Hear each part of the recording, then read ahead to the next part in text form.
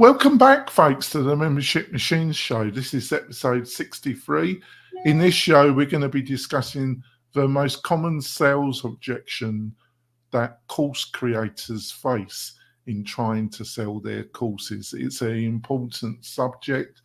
I think both me and my guest, my normal co-host on the WP-Tonic show, Kurt, I think we've both got some great ideas and can go through some of the major things that you need to think about dealing with this particular subject. So, Kurt, would you like to introduce yourself to the new listeners and viewers? And this show is getting an increasing amount of listeners and viewers. I was looking at the analytics and it's going up quite a bit, Kurt.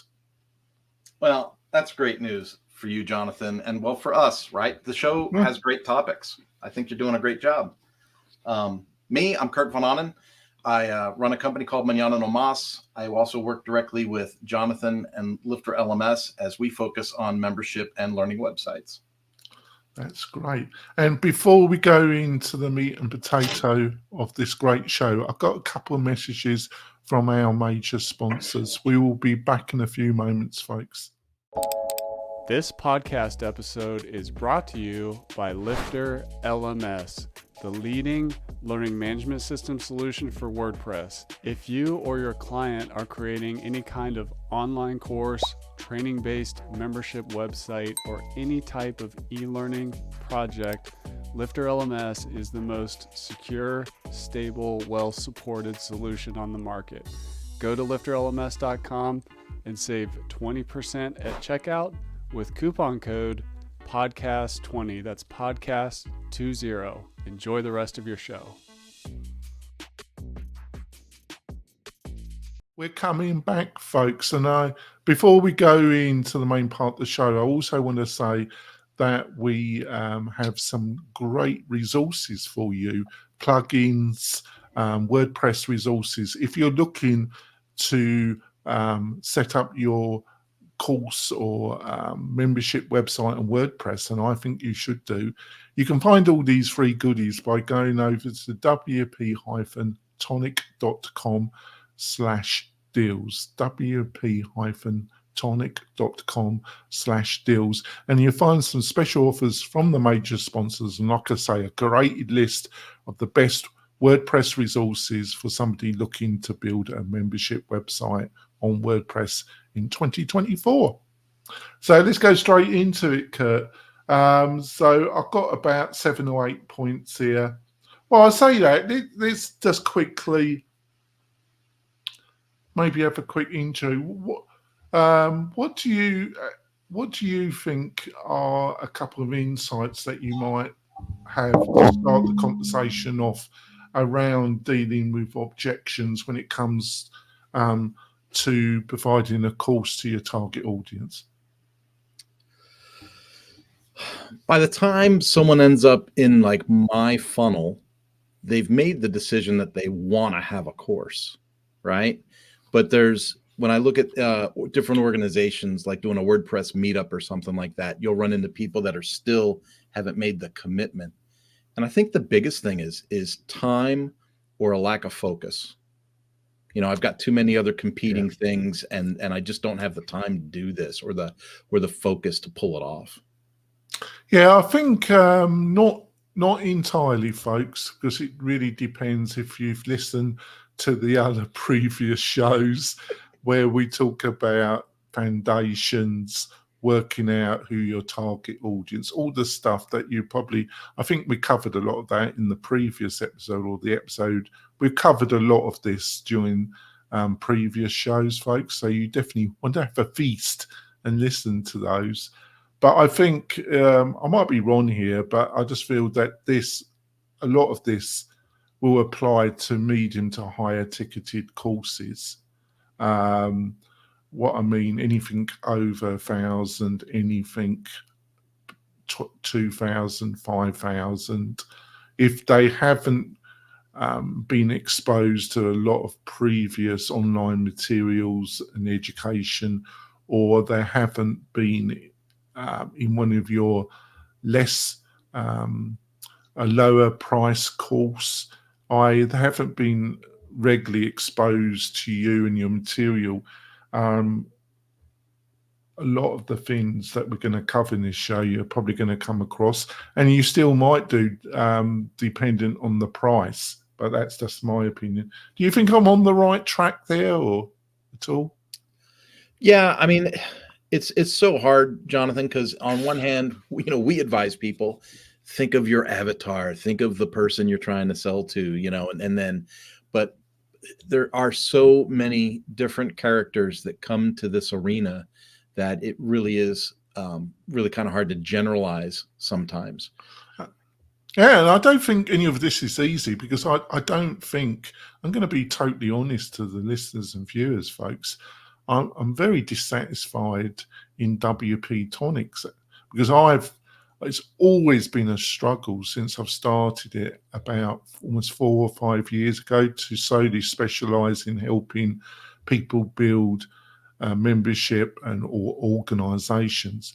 I've never really clarified who precisely my avatar is, because it's such a diverse group of people that WP-Tonic helps.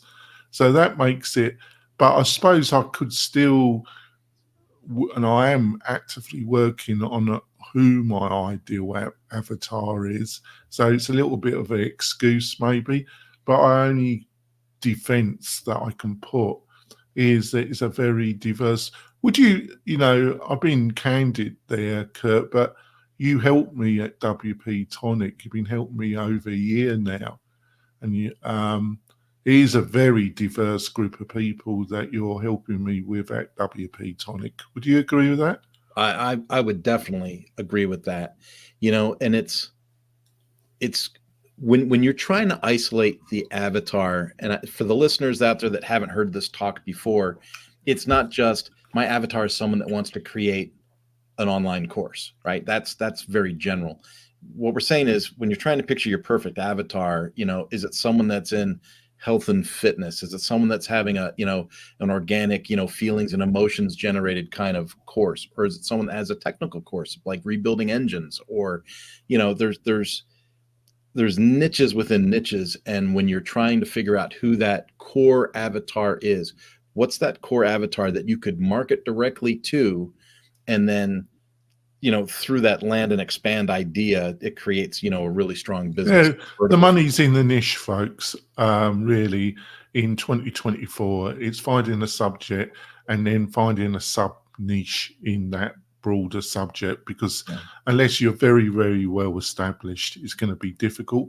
And finding a niche and focusing on that target audience is also going to really help you with dealing with objections, because the more your copy, the course, the thing that it helps deal with the problems, that's why people are signing up. The more focus it is, the more value it's going to be obvious, and the more obvious the value, the less objections you're going to have to deal with. So in some ways it's all linked. So let's go on. Yeah. So let's start with number 1. No money to invest in the course. Well, obviously, if you're broke and you've got to make your rent payment or your mortgage payment, or there's no food in the house, and you've got a wife or a husband and you've got children, obviously, if you're in that scenario, you don't have the money and you would be extremely unwise. And there's a group of people who I despise the most. And I know despise is a strong word, but I really do despise them, that online encourage people to cough up a couple of $1,000 plus for a course that will solve their financial problems. And they get those people into further debt. Obviously, these individuals are adults, but people that prey on people that are on a lot of financial stress or not in a good place mentally, I think they're the worst of the worst. They truly are scum. I know that's strong words, but that's from the heart, folks. Yeah. But one of the ways you can overcome that is to offer a payment plan to break up. We do that on some of the products that WP-Tonic offers, so it's more accessible. Also, apart from what I've just outlined, most people, it's more about choice. We all have choices. It's normally they can find the money, but they've got other choices, either other courses or other things they can invest in themselves or their business. What's your thoughts about this, Kurt? The choice thing to me is a big one, Jonathan. Now, if we're focused on like there's no money to invest in a course, so this is a course creator that's struggling with selling courses because their target market is saying, we don't have the money to spend on this. That's one of those things where you have to examine your offer and your target market. You have to make sure that you are targeting people that have disposable income to learn about the subject you're trying to teach. Now, that's counterintuitive to a lot of folks because a lot of folks are coming from the heart and they want to help a certain demographic of people, and they want to help, give people a hand up instead of a hand out. But that puts you in a precarious position because now you're trying to market courses to people that maybe can't afford it. And so that's when education comes in, and you have to look at opportunity. So, in 2024, going out for a hamburger is $15 to $20. Going out for it's ridiculous. Going out for a coffee is $5 to $7. Going out for, and then people have these. What kind of coffee? I only have black coffee. It costs me even in Starbucks. It only costs me $2.80. So isn't it like? I think in California it was like $3.50 or $4 for black coffee with room for cream. God almighty. But the reason I say this is people say they're broke, and then they have a 50-inch TV with Hulu, Disney, Netflix, and something else plugged in. It does come down to choices a lot. And so if you offer pricing that, to Jonathan's point, can spread the payments out, and also in some of that messaging have, keywords about choice and investing in oneself, you might be able to overcome some of those objections. And you can also offer bursaries. You can offer, and those you can select to be, give people a discount if they obviously are in some financial difficulty. And I'm fine with that. And I've given some breaks to people, but on the proviso that they do finish the course, and then they do help in providing a video testimonial and other materials so I can promote my own business. And I think if you're running a course, I think it's totally acceptable to offer some bursaries on the proviso that they finish the course and they provide some testimonials and other materials that can help you promote the business. I think that's totally legit. Go on, sorry. I was just going to say, think about, if we think about how Lifter LMS models this, they have a scholarship program. So if someone's a course creator and didn't have the ability to pay the $1,200 a year for the Infinity Bundle, they could submit a request for scholarship. And so a lot of it deals with the words and how you present it. So if you've got a course you're offering and it's $500 and people with disposable income happily pay the $500, but you're struggling to get that course to the people you think really need it that might not have the $500, you can offer it as a scholarship offer, a partial scholarship. Maybe you give them a 50% discount, but because you labeled it scholarship, people that have the money probably won't select that option. They'll pay the $500. Let's hope. So the other thing is, and I think you pointed to it, is that, if you're aiming at a certain target democrat, I can't pronounce the word, graphic. Yeah, demographic. Thank you so much. Let's say students, folks. Students are very broad. Most students are broke, but there are some students that that aren't, but normally they're not the most, and they still make, they can still make choices, and some of them, because we're all young at some time, and we normally make some really silly choices, but it's a part of growing up. But as a generally, they normally don't have a lot of money. So if you're selling a course to students and you're selling it for $2,000 to $5,000, I think you're going to have a problem, personally. So you've got to be realistic here. Who are the target audience? What kind of, you've got to do some basic research on income around your target audience, because if you're going to pitch it and that target audience is normally in some financial distress, I think you got problems from day one. How would you respond to that? You're right on the money. Right on the money. It's and you have to take things into perspective about volume and what you're doing with evergreen material within your project.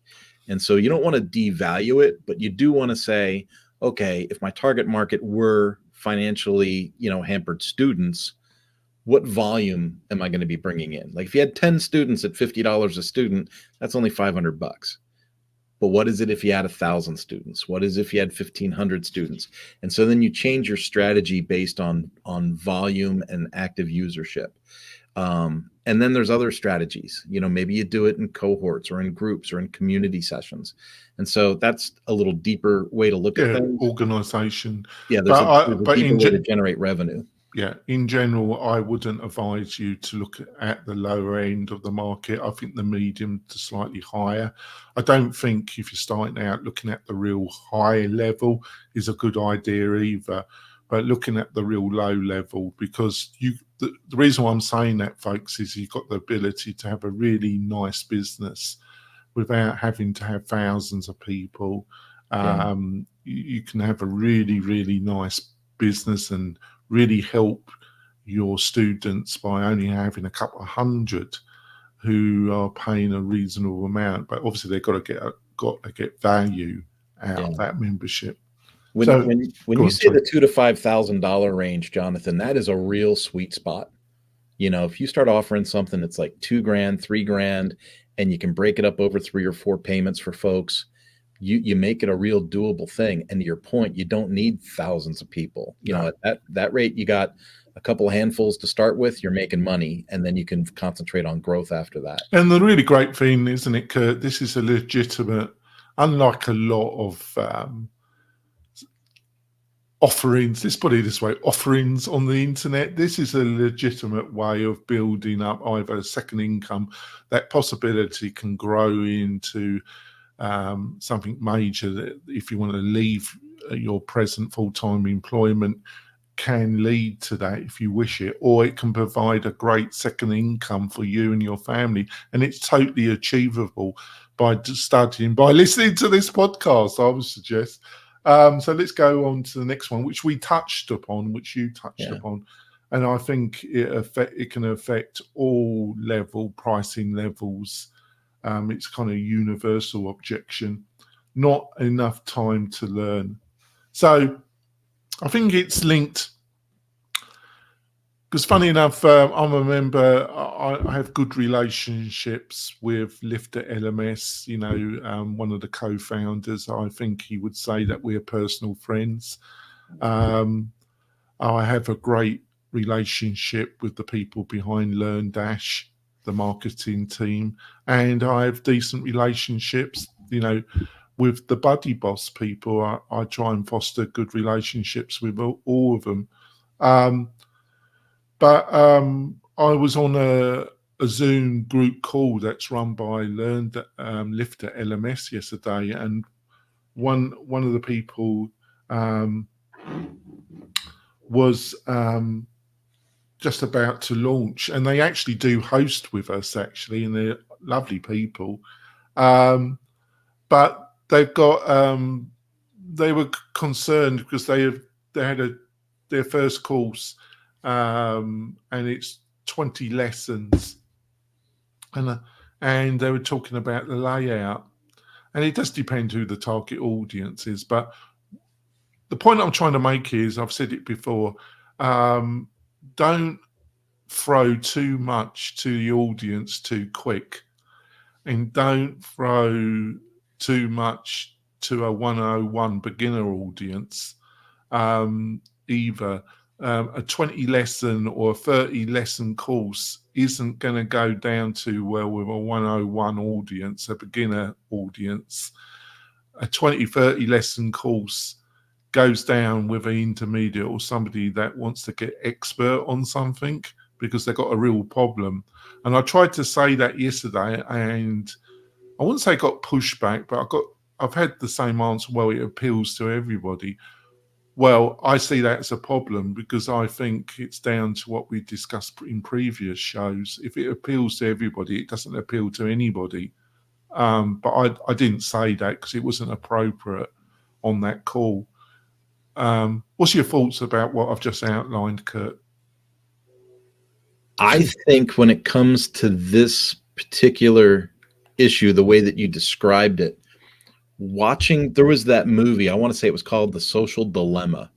I think that's what it was called, made by a guy named Tristan. And it was talking about, the positives and negatives of social media. But what was fascinating about this particular documentary was it talked about the science behind how they're, making social media addictive, and these little short bursts and dopamine hits, and the way that the human brain is getting addicted to these things. And this sounds bad that I'm trying to say this in this way, but if we make the way you describe War and Peace, if we make War and Peace as our primary offer, right? We're not hitting on quick learning, micro learning, these things that are e-learning industry jargon, hot buzzwords, right? And it's all about those dopamine hits. You got to give your user that, they finish that first lesson in 3 minutes and they got a ding, you finished. And it's like, ooh, and then they do the second lesson, the fourth lesson. And maybe by the fifth or sixth lesson, you can close out that first course, right? And then it's like, oh, I finished my first course. Ding, ding, ding, ding, ding, all the dopamine hits, and they get kind of hooked on that. And then if you want to introduce them or upgrade them to that War and Peace unit, you bring that in as saying, hey, congratulations on finishing your first course. This next one's going to be a deeper dive. We're going to go deeper. You're going to learn more. It's going to be wonderful. You're going to get your money's worth out of it. It's going to be great, but it's going to take a little more concentration. And then you've built people up to it. I think it's important to have your audience grow in steps.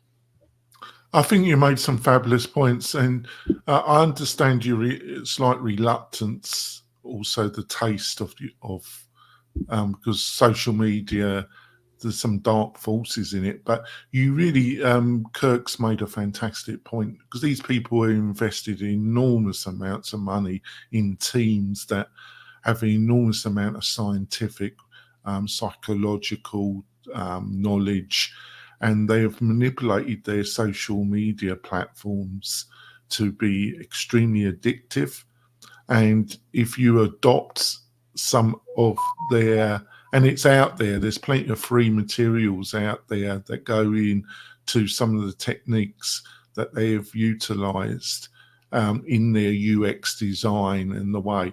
And that's the beauty thing about utilizing WordPress, is that after doing this studying, you have a platform which, if you really think it's going to make your course more sticky, more addictive, you can adapt the UX design. If you're on a SaaS platform, there is no ability to adapt things fundamentally. You're stuck with their choices, basically.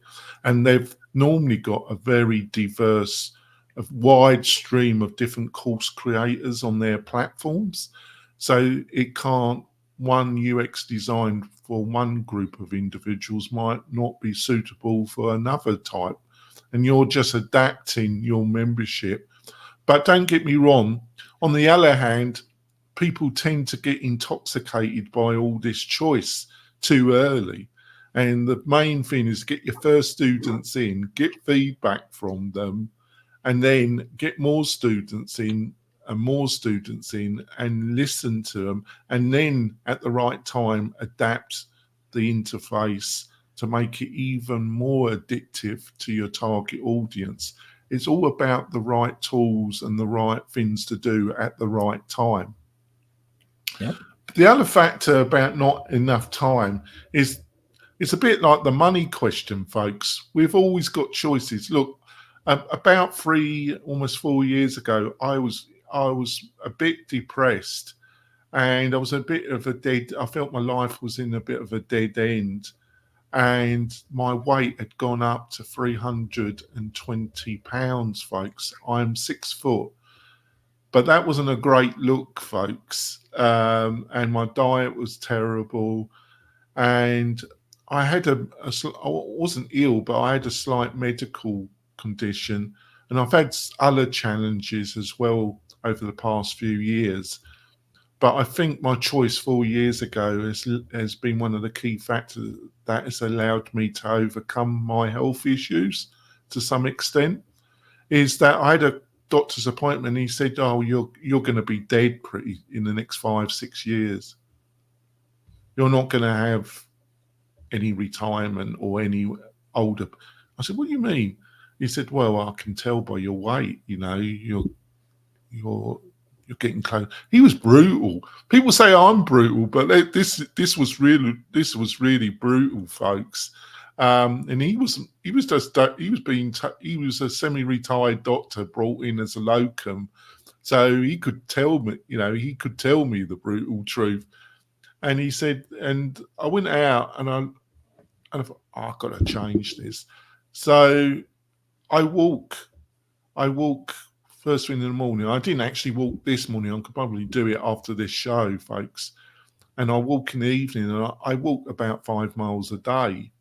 And mentally, it's really helpful because I think, and it's a kind of semi-meditation period for me, because I am a bit manic in general. So I find it a real meditational period, and I listen to my podcasts. And also, I have a very strict diet, and now I'm slightly under 200 pounds. All right, but I had to make choices, folks. I had to, donate time for walking, change my diet, keep to it. It's not a diet; it's a life choice. It's a life choice, and that's the same when people say, "I don't have enough time to learn." You do. It's just, you're deluding yourself. What do you reckon, Kurt? You nailed it. In my personal life, I've published a couple of books, and I've done a lot of web projects and stuff. And when you go to those, parties with a spouse, and people say, "Oh, what do you do? What do you do?" And you're like, "I just put out a new book," or whatever. "Oh my God, I would never have the time." And these are the people that will tell me, they'll ask me like, "Well, how's so-and-so doing in such and such a football game?" Or, "What's the batting average of somebody in some Major League Baseball thing?" I can't have those conversations, Jonathan, because I don't know anything about sports. None of my time goes into that. And that's that thing about choice, right? It's like, what are the choices that you make, and where does your time go? And I'm pretty decent at writing and playing on the internet because I don't know anything about sports. Right. It's a choice. Yeah. Next one. Your course is priced too high. Your hosting is too expensive. You want too much to build my website. Your graphic design is really nice, but it's just too expensive. You can't. That there are a group of people that your course will never be cheap enough. Nope. Because they don't see the value, and there will be a group of people where WP-Tonic. I have a number of people, and I think Kirk is one of them, that says my prices are much too cheap. But my response is, I've been growing this business, and it's steadily growing, and we're offering great value, and I think we offer great compassion and understanding to the people that are trying to build a membership website on our platform. And we have plans to make it even more powerful to our target audience in the coming year. But there are a certain group of people that they will not see the value in your course. But on the other hand, it is a duo, a balance, because it really, are you in your, and Kirk hopefully would back me up. I'm always concerned about the copy, about the messaging on the WP-Tonic website. I'm obsessed by it. Because I still don't, even though 5 years in, I still don't think I've done a great job explaining precisely the great value that WP-Tonic offers. But at least I think Kirk said I do put a fair bit of effort in that. Is your homepage, is your About Us page, you tend to, and I, in some ways, on my own properties have done the same. You tend to talk about features where you should be talking about results, and that's one of the criticisms you could throw against my copy on the WP-Tonic website. So the copy explaining the value, and it's linked to finding your niche and your persona. Can you see, folks, how all this is linked? Because this is the main purpose of this podcast. Because if you don't have those, you're going to have problems, and you're going to hear this regularly. Your course is priced too high. But on the other hand, there's a smaller group that will never be happy with the pricing. What's your thoughts about this, Kurt? Well, there's the other side of the course price is too high. One is examine your offer. Maybe you didn't propose your offer properly to justify the price. That's one. But Jonathan had a guest on his podcast. Was that 2 years ago? You had David Valentine on. It was that's the other podcast, isn't it? I've not been running this particular podcast for 2 years. So. I'm sorry, my head gets mixed up because Jonathan. Oh, that's 2 years, because obviously we're in the new year. God Almighty, the time is flying, isn't it? God. Anyway, he has a tremendous piece that he has, and it's called the outrageous offer, right? And so if your offer isn't justifying the price, there's another aspect to this, and that is reducing the risk. And so if you were to say, yeah, my course is $5,000. However, for the first 14, 30 days, 45 days, I'll give you your money back if you're not happy. Yeah. You take the risk out of that course is too high. And then all you got to do is bring the value. And let's face facts. If you're selling something for $5,000, you're bringing that value, right? There's going to be problems if you don't. Should be, yeah. I mean, how many people actually say, I've consumed all this and now I want my money back? That's not a normal course of action for sane people to take. So while you might end up giving some rebates, on a wholesale basis, you more than likely will not be giving any rebates. And so you want to have ways that justify the purchase decision for your user. So if your price is high, it's okay to have a high price, but make sure you've got an avenue for recourse for your consumer, and you will see that they will be more apt to make the purchase. I thought you got some great insights there. Thanks, Kurt. I think we've had a great discussion. It's time to have our mid-break, folks. Got a couple of other messages from our major sponsors. We will be back in a few moments, folks. Tired of hosting providers that can't handle high traffic loads? Conversio is here to help. Our platform can handle any amount of traffic, all without slowing down or crashing. With immediate Slack support, performance optimization, and a team that thrives on resolving technical challenges, your e-commerce business is in safe hands. Learn more about Conversio at conversio.com. We're coming back, folks. It's been a great discussion in the first half of the show. Kurt's been on fire. He's got had some great observations. I've been waffling, as I do, listeners and viewers. Before we go on, we've got some other great points, or Kirk has. I want to point out, if you're looking to build your membership, your community website, you should be looking at WordPress. I have other, we talk about other solutions, but and I think I've got a duty to my listeners and viewers to talk about all solutions, but I make it clear that WordPress is our passion at WP-Tonic and at the Membership Machine Show. If you're looking for a great provider that provides really great hosting, but much, much more, we would love you if you would have a look at WP-Tonic and become part of the tribe, as we put it, in WP-Tonic.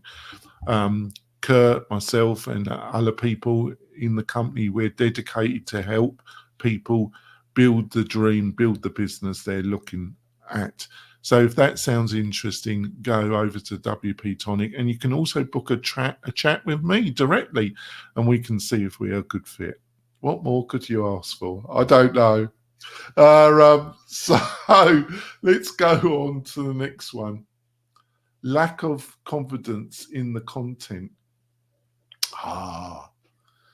The little message in all our heads that we're not worthy, that we are conning people. It's always there.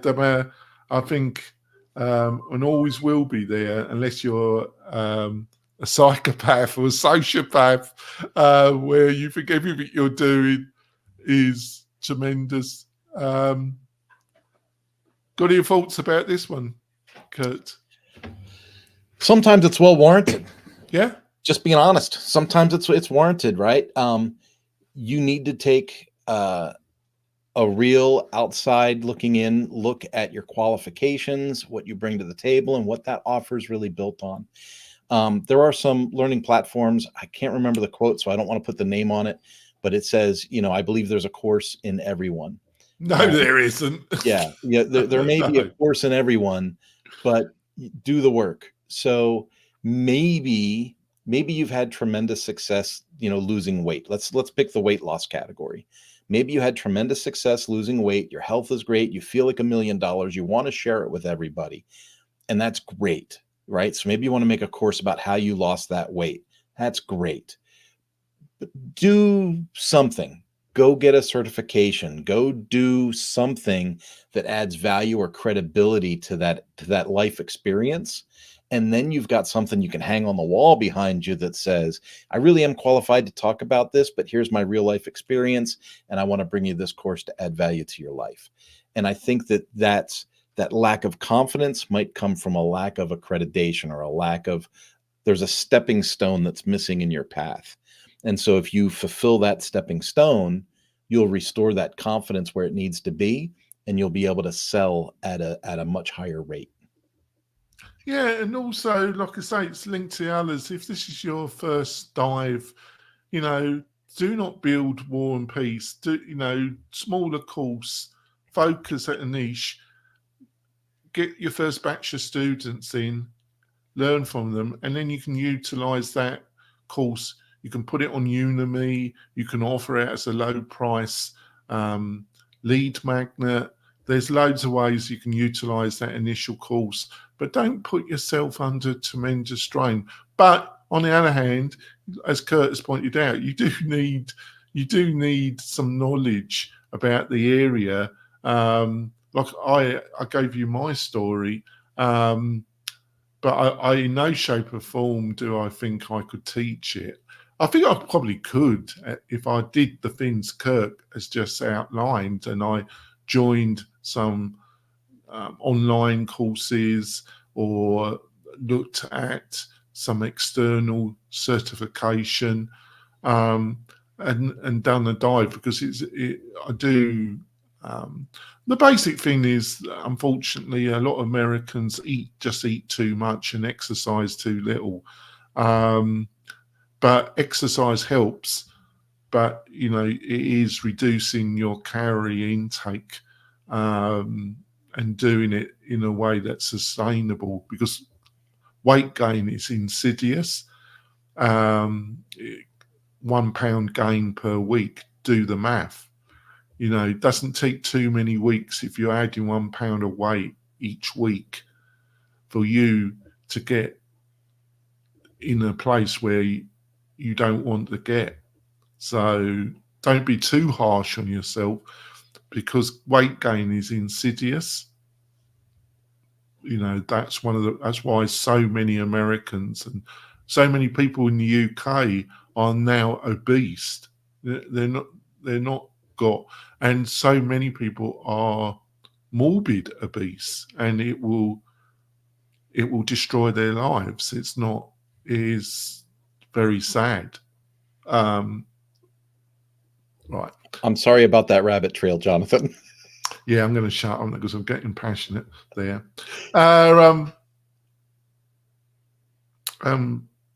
value of the course, number 5, is a big one. Yeah, the value. Well, we've touched upon this. What would you say about this? I learned. I'm just going to share a quick. It'll be a quick story, Jonathan. When I launched in the power sports industry, I originally launched a course, a beginner's course, in my specialty that I'm well qualified for, at $1,500 for a year's access. And I thought, I'm going to have to beat them off with a stick. I mean, I really thought, this is the cat's meow, man. I'm going to get rich off of this. If I just get 200 users, what's 200 users times $1,500? Like, your brain starts to go. Jonathan, nobody signed up. Nobody. And I have friends in the industry. So I was like, what happened? So I reached out to those friends. I did a proof of concept. I actually got some feedback from people, which is all the stuff we advise people do, right? So, learn from my mistakes. Don't do what I do. Do what I'm telling you now. I did the proof of concept. I got the feedback, and the feedback was my boss would never write a check for $1,500 for this course, because they would assume the course sucked if it only cost $1,500. So what I learned in that exercise was you do need to be sure about what the proposed value of your course would be. When I raised the price to $10,000, people started to sign up for the course. So you have to have a value that's commensurate with the industry, the audience, the content that's delivered, and again, remember, your offer is sold on result, not sold on content, really. And so because I was promising a certain result, I had to have a justified dollar amount that was commensurate with that. So sometimes you undervalue the course and it fails. Sometimes you overvalue the course and it fails. The good news about overvaluing is you can always discount it or offer a coupon. If you undervalue it, it's kind of really hard to rebrand it and just triple the price for no reason. You got to figure that out. Yeah, another great point. I call it being in no man's land. Yeah. That's the term I utilize. Pricing is really difficult, folks. You learn a lot. You will honestly, folks, learn a lot about if you listen to a few podcasts in the startup world, especially the bootstrap. Listening to startups that have VC investment, I would not suggest that, folks, because it's just it's a bit of a wonder world, really. But listening to podcasts that, especially around the startup where they're bootstrapped, where they're not taking VC, you probably learn a lot. Rob Rollins' Startup for the Rest of Us is a great resource. And you listen about pricing. He's got a number of podcast episodes around pricing. Pricing is a nightmare, folks. Anybody that tells you that they get it right straight off, they're lying to you, folks. They're just lying to you. But you're probably going to have to adapt. That's why it's linked not building war and peace, because it's going to take a bit of time to get your pricing correct, folks. Go on. This is a really good piece to really talk about the offer with WP-Tonic, and I'll turn it into a commercial because you won't. WP-Tonic gives the course creator all of the tools. So all the tools are available, and we advise people all the time, put out a minimal viable product first, sample your pricing, sample your offer, sample your stuff. So let's say that you have my example where you come in at $1,500 and it's too low, right? If you launch as a minimal viable product, the way that you increase the price is you add one of those features that Jonathan has available at WP-Tonic. Maybe it's social learning. Maybe it's a Buddy Boss piece. Maybe it's some email automation that comes in and adds extra value on a time release. But anyway, you say, hey, this has been so phenomenal. We're adding this new feature, and now the price is $5,000. But because you have the ability to add the features at will, when you host with WP-Tonic, you have the ability to increase the offer and change the pricing if need be in this particular part of the talk. Yeah, and that's the beauty of WordPress. WordPress has its not so great things because it's a very diverse and there's so many different messages. But we really do offer a solution that really can enable somebody to build a website, a membership website, a community website, and know that they've got the support and the resources so they will never be entrapped, and that they've got a team that really will help them. So thanks for that, Kurt. Yeah, pricing, value of the course, that's why you don't want to build like they say. Once again, it's a bit like a War and Peace, as I say. Now, competition, using your competitor's course.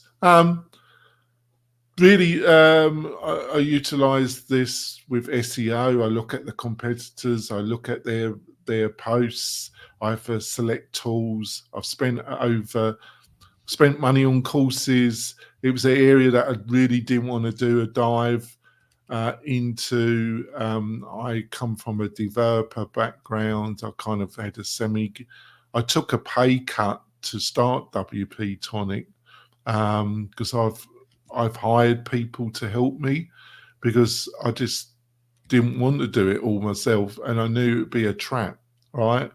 So I took a bit of a pay cut, but I came to the conclusion unless I became, I struggle in saying I'm an expert because you got to prove that you're expert. I would say I was an advanced intermediate now, getting close to being expert on SEO, and I've had to do it, and I spend most of my time on it.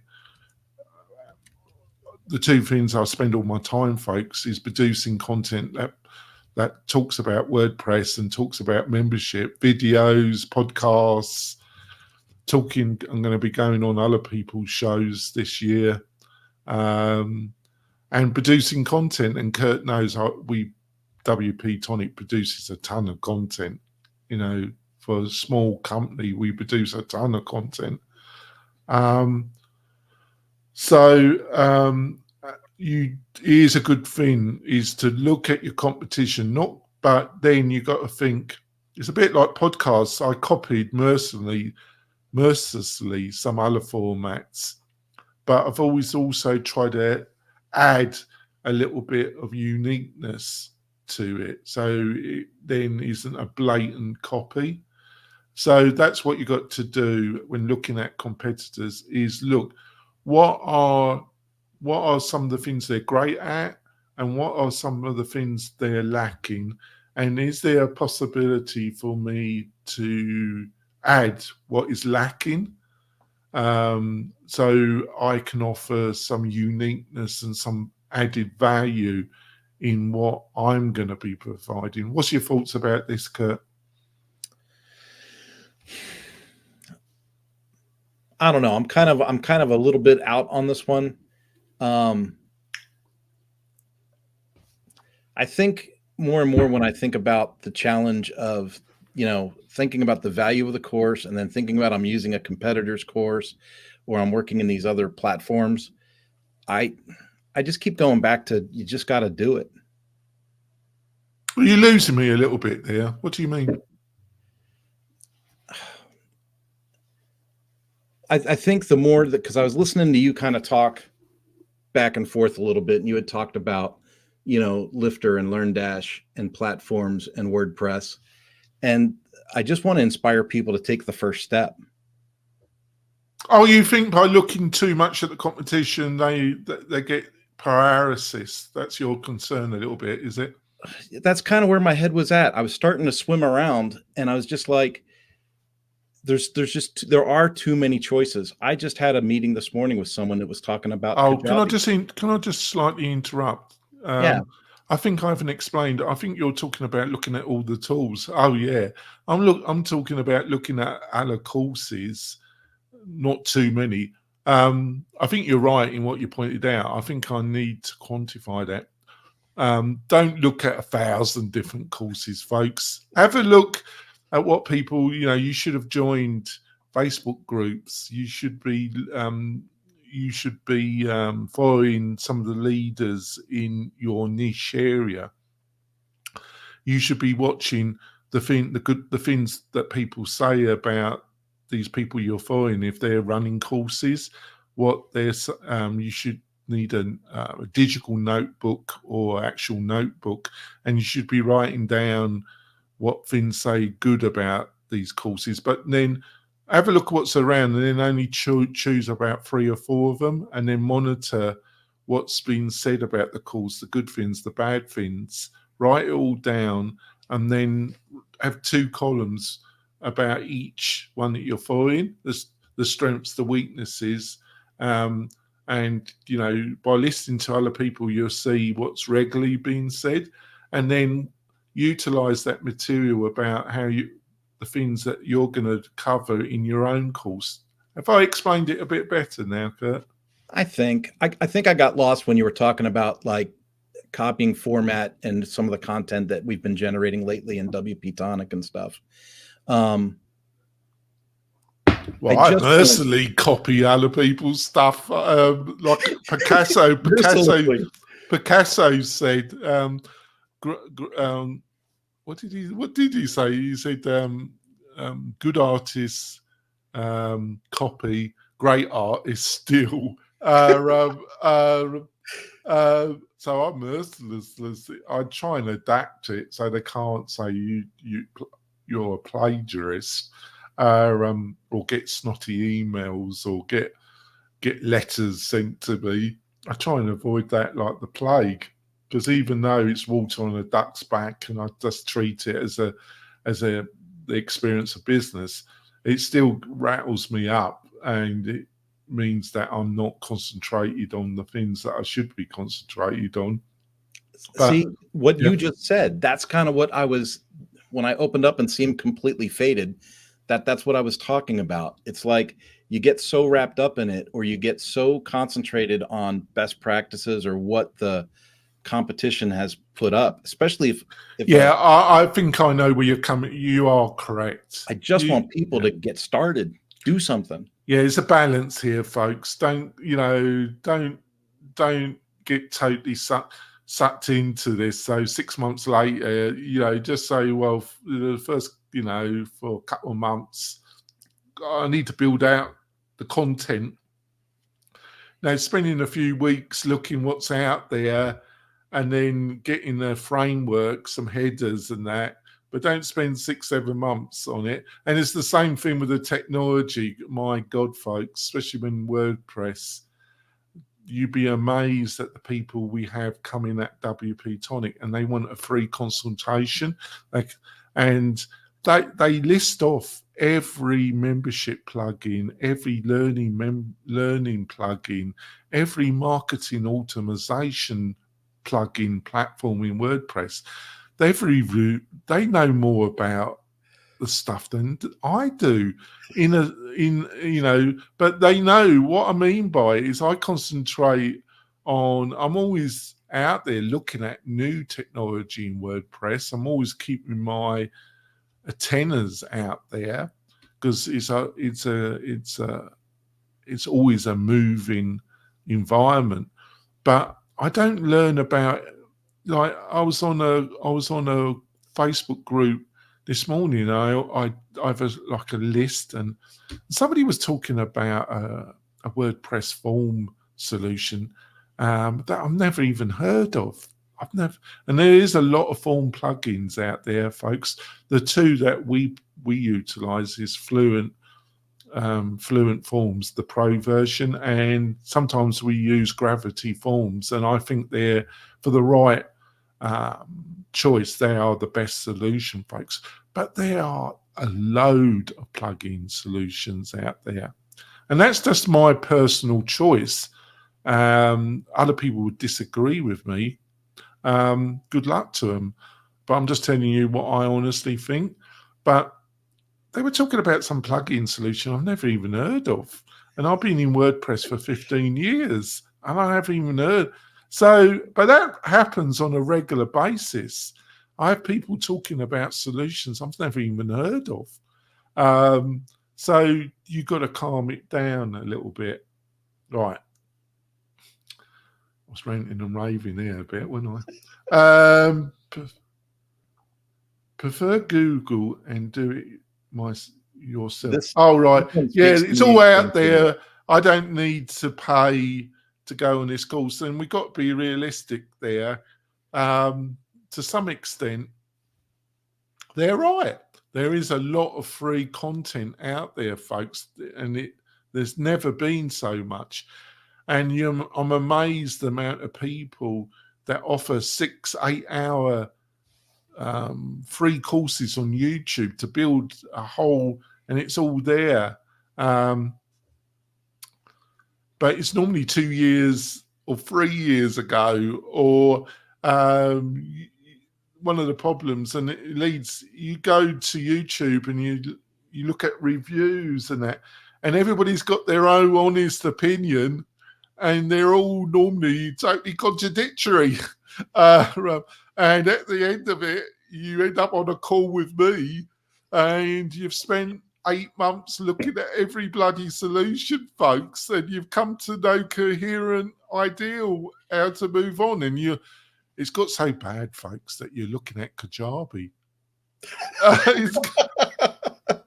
And God help you, I think you should stay with WordPress, but I do understand why you got to where you're thinking of Kajabi. Sorry, what do you reckon, Kurt? This one plays right into strategy for me. Some stuff you want to host on Google. You want the SEO of Google Video. You want things bringing people to your website. But here's the glory of being a course creator and curating that content in an organized story arc for your student. And when someone comes to me and says, well, I could just look this up on Google, why do I need to take your course? Great. You can look up all kinds of stuff on Google.